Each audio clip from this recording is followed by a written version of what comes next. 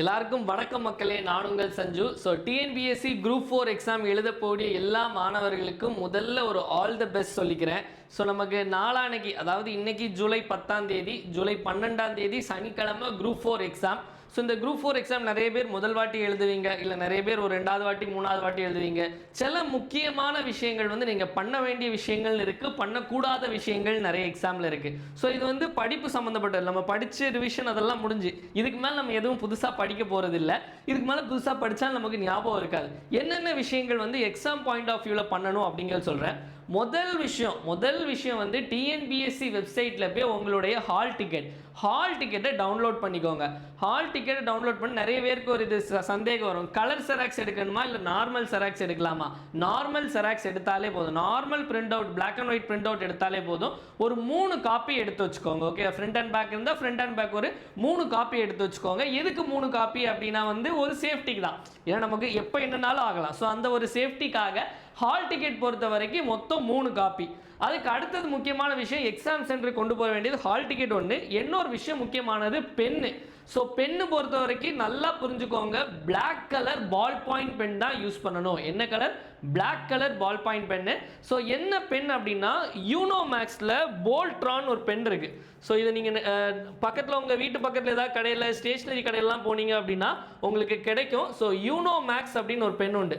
You know மேக்ஸில் போல்ட்ரான் அப்படின்னு, அதாவது ஓஎம்ஆர் ஷேட் பண்ணுறதுக்காகவே அந்த பெண்ணுடைய அந்த திக்னஸ் வந்து அதிகமாக இருக்கும். அந்த யூனோ மேக்ஸ் போல்ட்ரான் அப்படிங்கிற பெண்ணை வந்து வாங்கிக்கோங்க. ஸோ அதுவும் வந்து 2 பென் வாங்கி வச்சுக்கோங்க. Black colour 2 pen, hall ticket 3 copy, பென்னும் 2ஓ 3ஓ வாங்கி வச்சுக்கோங்க. ஓகேவா? அதுக்கு அடுத்தது முக்கியமான விஷயம் என்ன அப்படின்னா, நம்மளுடைய ஐடி ப்ரூஃப் கேட்பாங்க. ஐடி ப்ரூஃப் வந்து ஒரிஜினலும் வச்சுக்கோங்க, செராக்ஸும் வச்சுக்கோங்க. மோஸ்ட்லி ஆதார் கார்டு, ஐடி ப்ரூஃப்னு சொன்னோடனே ஆதார் கார்டே போதும். ஆதார் கார்டு ஒரு ஒரிஜினலும் வச்சுக்கோங்க, செராக்ஸும் வச்சுக்கோங்க. நமக்கு செராக்ஸ் மட்டும்தான் கேட்பாங்க, ஒரிஜினல் கூட வச்சுக்கலாம், அது ஒன்றும் தப்பு இல்லை. அடுத்தது இன்னொரு முக்கியமான விஷயம் என்ன அப்படின்னா வந்து, இப்போ நிறைய பேருக்கு எக்ஸாம் எழுதும்போது பார்த்தீங்க அப்படின்னா கையெல்லாம் வேர்க்கும். நிறைய பேருக்கு வந்து கையெல்லாம் வேர்க்கும். அது பட்டு ஓஎம்ஆர்லாம் அந்த மாதிரி ஆகக்கூடிய நிலைமை வரக்கூடாது.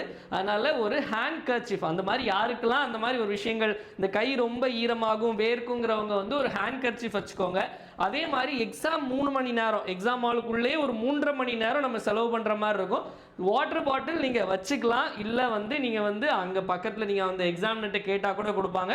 பட் நமக்கு ஒரு வாட்டர் பாட்டில், நீங்கள் வந்து உங்களுக்கு தண்ணி தாகமாக இருக்குங்கிற பட்சத்தில் நீங்கள் ஒரு வாட்டர் பாட்டில் வச்சுக்கிறது நல்லது. ஓகேவா? இதெல்லாம் நீங்கள் எக்ஸாம் ஹால் சென்டருக்குள்ளே.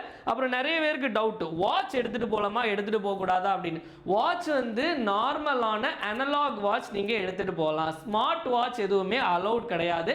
ஸ்மார்ட் வாட்ச் இருந்தால் அதை வந்து தயவு செஞ்சு வெளியே பேக்குள்ள வச்சுட்டு போயிருங்க. எக்ஸாம் சென்டருக்குள்ள இந்த ஸ்மார்ட் வாட்ச், மொபைல், இது எதுவுமே, கால்குலேட்டர்ஸ் எதுவுமே அலௌட் கிடையாது. டைம் பார்க்குறதுக்கு வந்து என்னதான் பெல்லு என்னதான் இருந்தாலும் கையில் ஒரு அனலாக் வாட்ச் நீங்கள் வச்சுக்கோங்க. தயவு செஞ்சு ஸ்மார்ட் வாட்ச்லாம் எடுத்துகிட்டு போகாதீங்க. அதுக்கப்புறம் எக்ஸாம், அதாவது ஹால் டிக்கெட், இப்போ நமக்கு வந்து இன்னும் ஒரு நாள் தான் நமக்கு எக்ஸாமுக்கு இருக்குது. எக்ஸாம் இருக்கக்கூடிய பட்சத்தில் எக்ஸாம் சென்டர் பொறுத்த வரைக்கும் ஒரே பேரில், அதாவது ஒரே பேரில் ஒரு 2-3 ஸ்கூல் இருக்கும். அதனால என்ன பண்ணுங்க அப்படின்னா, இன்னைக்கே வந்து அது கூகுளில் போட்டு கரெக்டாக வந்து பார்த்துருங்க. அதாவது இந்த எக்ஸாம் இந்த சென்டர் எங்கே இருக்குது அப்படிங்கிறத பார்த்து அது கிளியராக வச்சுக்கோங்க. லாஸ்ட் மினிட்ல போயிட்டு ஒரு மாதிரி அறக்க பறக்க போயிட்டு எந்த இதுவா மாறி போயிட்டு இருந்தா அதுவே பயங்கர டென்ஷன் ஆகிடும். அதனால எக்ஸாம் சென்டர் மறக்காமல் பார்த்து கன்ஃபார்ம் பண்ணிக்கோங்க. ஏன்னா இந்த ஒரு தவறை நானே வந்து ஒரு 2-3 வருஷம் முன்னாடி ஒரு எக்ஸாம் எழுத போகும்போது நான் பண்ணேன். அதனால போய் ஒரு மாதிரி அவசரமாக போய் இதாயிடுச்சு. ஸோ அந்த தப்பை நீங்கள் பண்ணாதீங்க. ஓகேவா?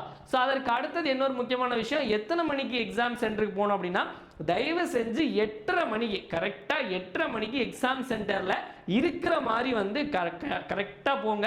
ஒரு வீட்டிலேருந்து உங்களுக்கு அதுக்கு தகுந்த மாதிரி பிளான் பண்ணிக்கோங்க. உங்களுக்கு ½ அன் ஹவரில் போகிற மாதிரி இடம்னா ஒரு 8 மணிக்கு வீட்டில் வந்து கிளம்புற மாதிரி பாருங்கள். சில பேருக்கு கொஞ்சம் லாங் ஆட்டு போட்டிருக்காங்கன்னு சொல்லிட்டு நிறைய ஸ்டூடெண்ட்ஸ் மெசேஜ் பண்ணியிருந்தீங்க.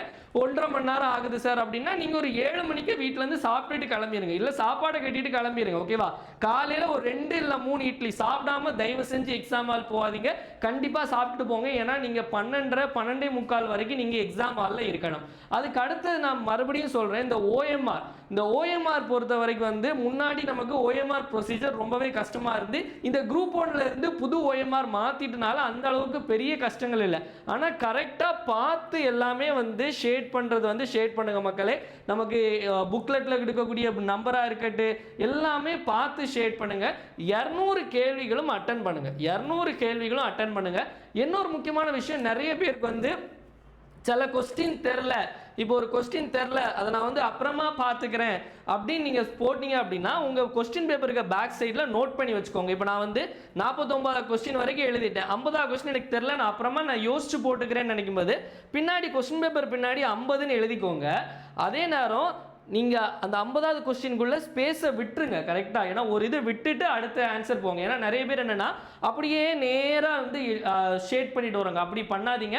ஒரு கொஸ்டின் விட்டீங்க அப்படின்னா அதை பாருங்கள், ஓகே அதுக்கு நேராக ஷேட் பண்ணாமல் அதுக்கு 51லேருந்து அடுத்தது ஷேட் பண்ணுங்கள். அது ஒரு முக்கியமான விஷயம். எனக்கு நிறைய பேர் இந்த மிஸ்டேக் பண்ணுவாங்க. அப்புறம் அப்படியே எல்லாமே வந்து நமக்கு மிஸ்டேக் மாதிரி ஆயிடும். அதனால் அந்த ஒரு தப்பை வந்து பண்ணாதீங்க. இந்த மாதிரி 2-3 ஸ்டூடெண்ட்ஸ் நிறைய பேர் பண்ணியிருக்கீங்க. ஸோ அதனால் இதை பண்ணாதீங்க. நெக்ஸ்ட் இன்னொரு முக்கியமான விஷயம் உங்களுக்குலாம் சொல்லணுங்கிறது வந்து இந்த கொஸ்டின் பேப்பர். அதாவது வந்து முதல்ல வந்து நமக்கு வந்து கொஸ்டின் பேப்பரை கொடுத்து செக் பண்ண சொல்லுவாங்க. அந்த டைம்ல நம்ம சும்மா என்ன பண்ணுவோம் அப்படின்னா நமக்கு தெரிஞ்ச கொஸ்டினா இருக்குதான்னு மட்டுமே தான் பார்ப்போம். தயவு செஞ்சு அப்படி பார்க்காதீங்க. அந்த நேரத்தில் கொஸ்டின் 1ல இருந்து 200 வரைக்கும் எல்லா கொஸ்டினும் இருக்குதா அப்படிங்கிறத பாருங்க. அப்படி இல்லை அப்படின்னா நீங்கள் வந்து அந்த எக்ஸாம் ஹாலில் இருக்கக்கூடிய எக்ஸாமினர்கிட்ட நீங்கள் கொடுத்தீங்க அப்படின்னா அவங்க அதை மாற்றி கொடுத்துருவாங்க. 200 கொஸ்டினும் இருக்குதான்னு செக் பண்ணதுக்கு அப்புறம் உங்களுடைய ஓஎம்ஆர் ஷீட்டில் கை வைங்க. அதுக்கு முன்னாடி ஓஎம்ஆர் ஷீட்டில் தயவு செஞ்சு கை வைக்காதீங்க மக்களே. நெக்ஸ்ட் இன்னொரு விஷயம் வந்து நிறைய டைம் ஸ்பெண்ட் பண்ணக்கூடிய இடமா ஒரு இடம் இருக்கும். என்ன அப்படின்னா நம்ம குரூப் 1லேயே பார்த்தோம். குரூப் 1 எக்ஸாமில் பார்த்தீங்க அப்படின்னா நமக்கு கொஸ்டின் பேப்பர் ரொம்ப லென்த்தியாக இருந்துச்சு, ரொம்ப டைம் எடுத்துச்சு. நிறைய பசங்க என்ன பண்ணுவாங்க அப்படின்னா இப்போ மேக்ஸ் பொறுத்த வரைக்கும் ஏதாவது ஒரு கேள்வியில் ஆன்சர் வரல அப்படின்னா என்ன பண்ணுவாங்க அப்படின்னா ஃபுல்லாக அந்த கொஸ்டின்லேயே ஒரு 5 நிமிஷம் 10 நிமிஷம் அப்படிலாம் இல்லை, ஒரு கொஸ்டினுக்கு 2 நிமிஷம் மேலே, அதாவது மேக்ஸுக்கு சொல்கிறேன், 1 நிமிஷம் இல்லை 2 நிமிஷத்துக்கு மேலே ஆன்சர் வரல அப்படின்னா தயவு செஞ்சு அதை அப்படியே ஸ்டாப் பண்ணிவிட்டு அடுத்த கேள்வி போயிருங்க, கடைசியில் பார்த்துக்கலாம். மேக்ஸ் ஏன்னா வந்து உங்களுக்கு மேக்ஸ் 25 கொஸ்டினும் மொத்தமாக வைக்க மாட்டான். ஏன்னா உங்களுக்கு முதல்ல தமிழ் இருக்கும், அதுக்கு அடுத்தது ஜிஎஸ் இருக்கும், அதுக்கு ஜிஎஸ்க்கு இடையில அங்கங்கே மேக்ஸை கொண்டு நமக்கு வைப்பாங்க. இப்படி தான் கொஸ்டின் பேப்பர் டிசைன் பண்ணியிருப்பாங்க.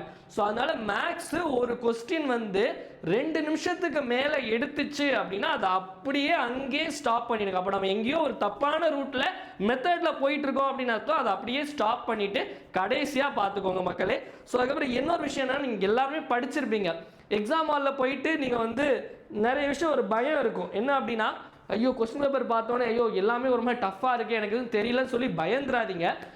நீங்கள் நிஜமாக நீங்கள் உங்களுடைய ப்ரிப்பரேஷனுக்கு வந்து நீங்கள் ஆத்மார்த்தமாக படிச்சிருந்தீங்க அப்படின்னா படித்தும் உங்களுக்கு கொஸ்டின் பேப்பர் டஃப்பாக இருந்துச்சு அப்படின்னா அது உங்களுக்கு மட்டும் இல்லை, இதுக்கு எழுத போகக்கூடிய 10 லட்சத்திற்கும் மேற்பட்ட ஆஸ்பிரண்ட்ஸ்க்கும் அந்த டஃப்பாக தான் இருக்கும். ஓகேவா? ஸோ அதனால் டஃப் அப்படின்லாம் சொல்லி பயப்படாதீங்க. 4 ஆன்சர் உங்களுக்கு முன்னாடி தான் இருக்குது, அதில் ஏதோ ஒரு ஆன்சர் தான் இருக்கும்.